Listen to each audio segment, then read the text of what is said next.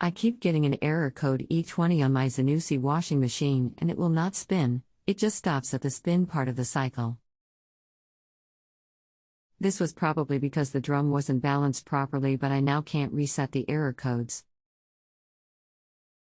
Hi, I'm Daniel and I'll be helping you today. I've been repairing white goods for 20 plus years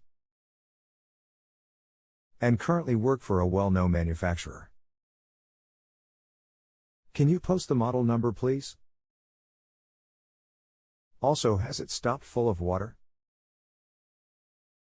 Regards. I'm afraid I can't give you the model number as I've mislaid the paperwork, but I can search for this if necessary. It just has the name Zanussi Essential on it and is approximately 5 years old, and yes, it has still got water in it.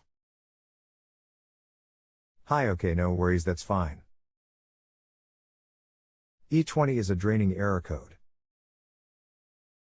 What you need to do is open the small square door in the bottom right corner and you will see the filter.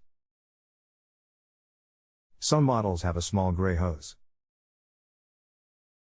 If there is, pull this out but not too far and hang it over a bowl and then open the cap and drain the water from there. Once the water is out, you can then unscrew the filter there, which you will see, and give this a good clean out. Then look inside the chamber where the filter goes, and at the back is the pump impeller X shape. Check there is nothing stuck in there jamming the impeller up. Once it's all clear, refit the filter and retry it and see how it goes from there. Fingers crossed that cures it from there. But the E20 is a draining fault, not an anti-balance.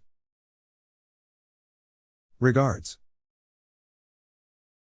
If you have a home improvement or appliance question and want to chat with an expert, now visit JustAnswer.com/YTHI.